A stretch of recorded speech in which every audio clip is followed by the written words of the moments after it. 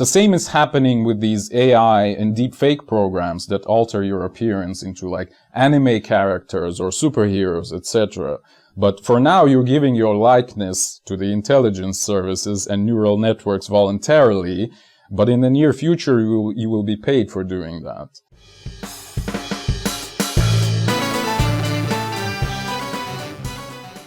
Greetings, this is Eugene the Philosopher, the greatest living philosopher after the unfortunate passing of Quentin Robert de Nameland, who has been the greatest living philosopher before me. In this video, I wish to talk about some of the social media, the future of the job market and politics, and like what people are gonna do in the near future, again, maybe like 20 to 50 years from now, okay?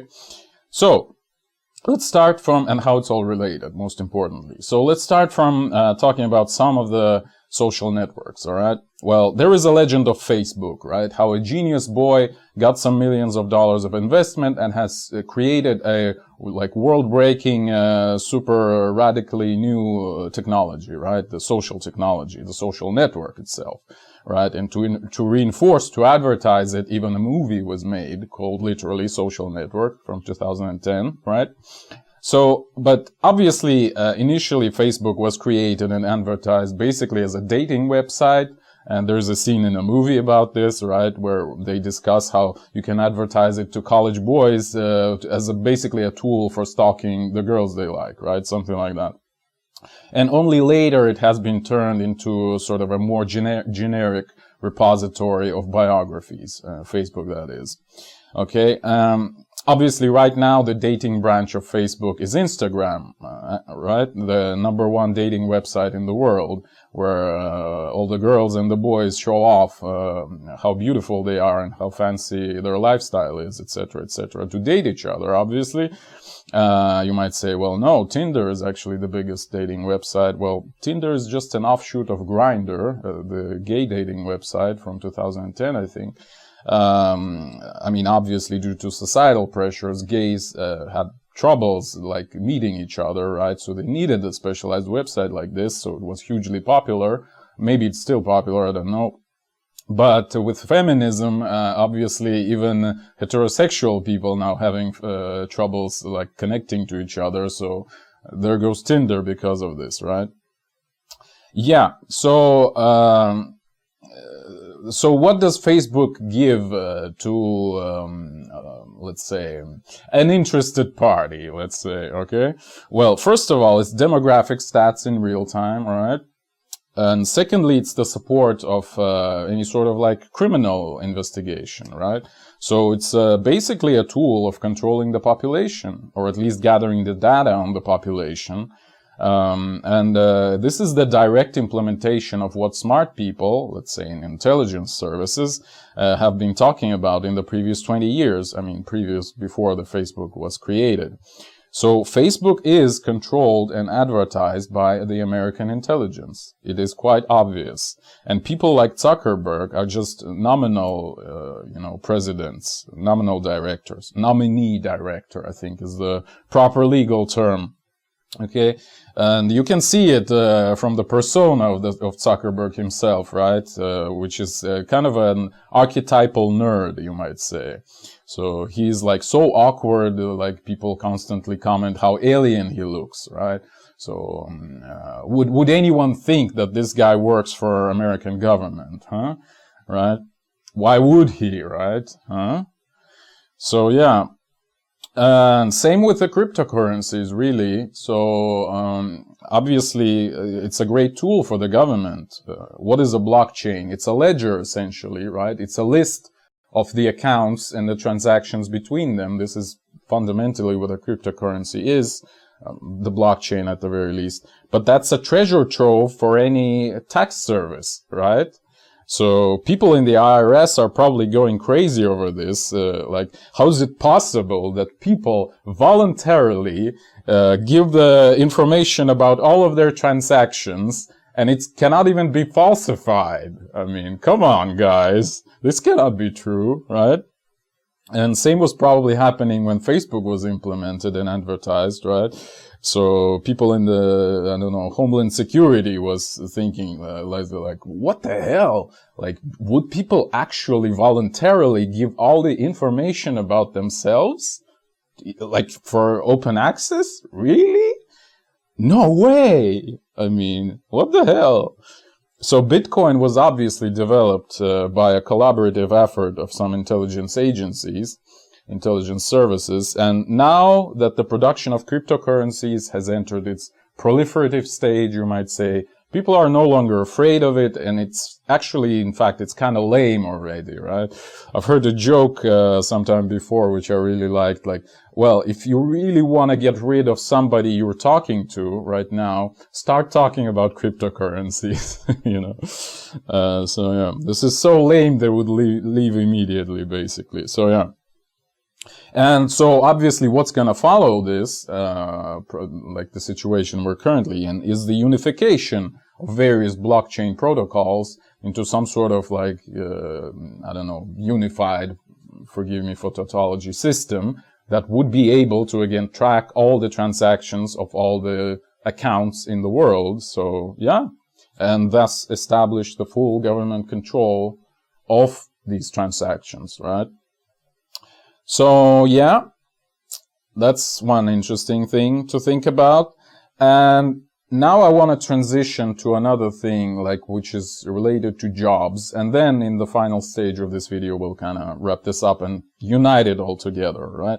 So what happened in the previous centuries is we've had, like, obviously agricultural production, which was supplemented or substituted for or with, I still don't know the proper word, factory production, right? The industry. And then we've transitioned to service economy, all right? So we've had industrial sector, and then we've had the service sector, if you wish.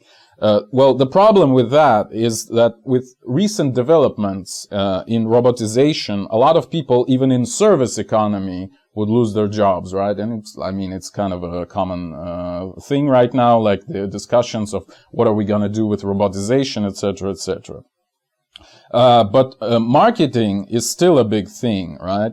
And the problem right now is actually not our inability to produce. This is already handled by the industry. Not our inability to design what is produced. This is like done by the service sector. But our inability to figure out what should be designed and produced, right? So it's basically marketing. So marketing is the big thing right now. I mean, it has been previously, but now it's like on top of everything else. It's like enveloping all the economy, which is already well developed, right? So hence the next step, seemingly at least, is the marketing-based economy. The industry-based economy, the service-based economy, marketing-based economy, right? So the actual job of people with an average IQ, who would most likely lose their previous jobs due to robotization, etc., would be to evaluate the products, to participate in the marketing, essentially, to be a member of constantly shifting focus groups for the new products, all right? To essentially facilitate this feedback loop between the production and consumption. So, and obviously AI would also be present in the picture. So what people would sell in the future is their personal data, essentially. Their preferences first and foremost, but also other details of their life. To, again, increase the speed of communication between the productive branch, production branch, and the consumption branch, so to speak, right? Supply and demand, etc., etc. So it could be, obviously, I mean, these jobs could be more specialized for the specific branches of production, for example, for medicine, for food, for industry, etc., etc. So the point of this video is that so far the technology is being tested, all right, in these various instances that I've mentioned at the very beginning, in these social networks and stuff, in various branches, all right. People are already giving their information for free, both on Facebook, on Instagram, in the crypto markets, on Google and YouTube, on Amazon and other search engines, right?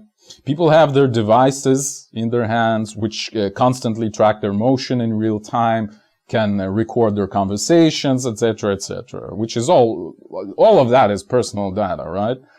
So, and most new computer games, for example, have some sort of data acquisition implemented in them, so they can potentially study the behavior of players, etc., etc. So people even voluntarily send their genes, right, genetic information to places like 23andMe and other companies like this, you know, like study your ancestry or whatever. Not only are they sending their genetic information, they're actually even taking the gene-altering injections produced by various companies. Okay? Well, the point of this video is that in the near future, they would be paid for that. And this is the jobs of the future, right? Because theoretically, all of this information that the people are giving out for free right now could be copyrighted, right? And that's the basis of future jobs, to sell this copyright on the personal data, essentially. To be a guinea pig for the ever-accelerating feedback loop between the production and consumption. And the same is happening with these AI and deepfake programs that alter your appearance into like anime characters or superheroes, etc. But for now, you're giving your likeness to the intelligence services and neural networks voluntarily. But in the near future, you will be paid for doing that, to broaden the audience and make the government's job even easier. All right. One of my favorite bloggers, E.th.ph, has a video about the super recognizer cops in Britain. Like recognizer meaning they're like recognizing people's faces, right? I'm gonna link it in the description. Well, let me tell you that with an AI-assisted and a worldwide, like AI-assisted vision and a worldwide available database of people's faces linked to their Facebook profiles, to their like Amazon buying preferences, to their mobile phone SIM cards that track their motion in real time. You don't need any cops with like super abilities like that, you know. The machine will do all the hard work, which is a sign of progress. Okay? And this obviously could also be used for other things, like science, for example. Science could benefit a lot from this plethora of new big data, proverbial, right? And the same with politics proper. So democracy, for example, what it is, essentially, it's a feedback loop, right? To facilitate the deepening of the state, and eventually controlling every aspect of human life through it. See my video on democracy and totalitarianism for more like fundamental ideas of this sort. So this new development will essentially make democracy obsolete or absolute. You know, you don't need to actually vote when all your preferences are already known to the cloud, you know, the big data hive mind.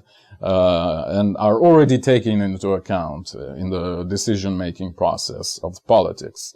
So you can already see this kind of appearing in, for example, the media, again, social media again, like with Web 2.0 protocols, right? Sorting your new feed, like basically filtering out only the news you would like to see, only the videos you would like to watch on YouTube, etc., etc. So firstly, in politics, you will see the recommended candidates to vote for, right? On this first stage, Web 2.0. But at some point, the AI-assisted political technology would only produce the candidates that you would like to vote for, right? To like increase the efficiency of the whole process. So you wouldn't even need to vote for them because, well, they're already so cool, you know? Yeah. Thank you for watching. The eons are closing.